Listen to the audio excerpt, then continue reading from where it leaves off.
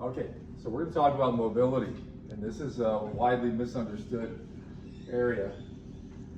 So I'm going to go over some concepts and then some drills, important drills, because mobility training is one of the most neglected in all of martial art. And these are drills we do for not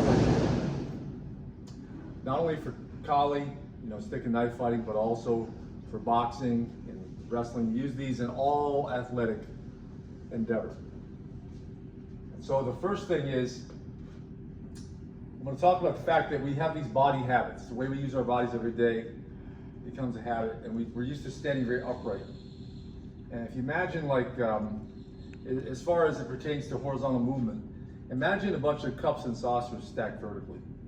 Now you can't move suddenly horizontally because it'll tip in the trailing direction, because there's nothing attaching really those cups and saucers except the force of gravity pushing down into whatever the width is of the base of each cup on each saucer and each saucer on each cup. That's pretty flimsy when it comes to suddenly moving horizontally. Well, we become like that when we stack ourselves like cup and saucers. So what we want to do instead is visualize that we're not like a tall tree, but like a pyramid. Right now I've got my feet slightly more than shoulder width apart, and this changes the whole dynamic for how you can move. Because when you stand very upright, to move in this direction, I have to fall in this direction and catch myself. But if my feet are already further apart, all I have to do is lift that foot and I'm already falling in that direction. So we're seeing now how we can translate gravity, which is a force running this way, into horizontal motion. Now the second concept is these lateral muscles around the joints that tend to be underdeveloped. People go to the gym and they'll do squats and say, okay, I did leg day. Did the skip leg day, good for me. And they're developing quads, calves, glutes even, but really just to push straight up.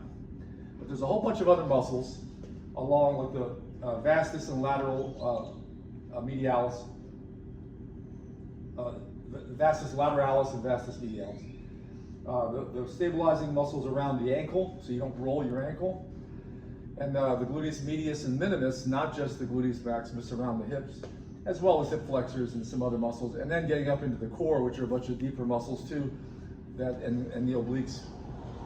So all these muscles, they tend to get neglected because we stand very upright, and then even in training in Kali, when people move, they tend to just step and stop. Step and stop. Even whether triangle footwork or the diamond step, it tends to be step and then you rest. Your body's at rest, step and rest. That's not how fighting is. So in fighting, you're always having to change direction. What happens when you're having to push and move suddenly in this direction, you feel like gravity doesn't go this way, it goes this way. You feel the force diagonally because there are two vectors at work. There's your body always accelerating toward Earth, which is vertical, but then there's the fact you're pushing off using the force of friction in your feet to go this way. So the combination of those two vectors feels like a diagonal force of gravity. So that's what happens is your world sort of tilts. When you're suddenly moving this direction, you can feel you're pushing this way, not this way, and not purely this way either. So now, those concepts being said, let's look at some drills. I can do it with sticks in my hand, I can do it with a knife in my hand, I can do it empty-handed, I can do it with boxing gloves on, or nothing at all. So we start off with just shuffle. Forward shuffle, backwards. We do a redondo this way. Redondo, retreating. This is really good. You can also do a double. Okay? The key, this is very important, the key is the change of direction. What people do when they think they're moving fast is they build up gradually in speed, and they only think of the top speed. It's the first moment that you're accelerating that's important. That's what the musculature you're developing, these muscle groups, that's what they're doing. It's enabling you to start, you're going to suddenly explode in this direction, and to cover a little bit more distance, you widen your stride by becoming stronger, and by bending your knees and getting lower. So you can do single shuffle, forward and back, you can do double shuffle, you can do side shuffle like this. Right? And you always feel like you're pushing off diagonally. You feel these muscles all along the outside of your leg and your hips. those are the muscles that we're working here that are neglected otherwise in daily life. You're establishing a new body habit. You can also do a side double shuffle as well. And this starts to look like running tires and doing other mobility drills they do in soccer, football, and for that matter, basketball and others. You develop it in motion, moving around, but the sudden change of direction is key. That's where you feel the strain. So we got our forward shuffle, either double or single, and then we got side, and then we have running. Now for running, this is great too if you find like you want to get in a good run, but the weather may not be agreeable for it. It might be winter time or raining out. You might not have a good surface available. You might not be in a great neighborhood to go running in. I don't know, there's a lot of reasons you may not go out and run, but this is more like the beginning of a sprint, repeated over and over again.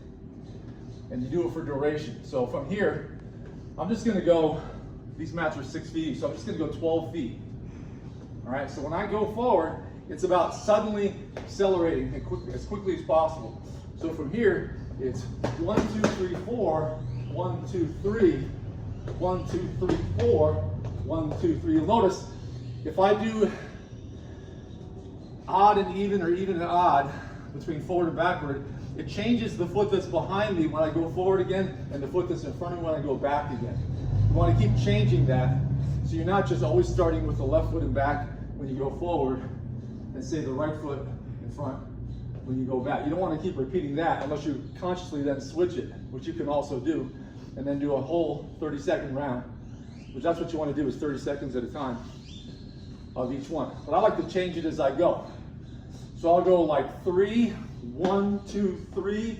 I just went over it. 1, 2, 3, 4, and then I'll go 5. 1, 2, 3, 4, 5. 1, 2, 3, 4. 1, 2, 3. Did it again. 1, 2, 3, 4. 1, 2, 3, 4, 5. 1, 2, 3, 4. So you can do 3, 4, 5, 4. You can do 3, 4, 3, 4, and then switch the lead. You can do a lot of different ways, but be aware that you're changing which foot is behind you when you go forward, and you're changing which foot is in front of you when you reverse direction and go back. But it's like running constantly. The hardest part of the run, which is the sudden sprint. You always do it like you feel like you're not going fast enough. You'll feel that strain.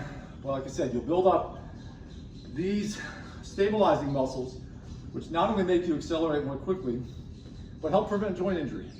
Prevent tweak of the knee, the hip, rolling of the ankle, as I mentioned earlier.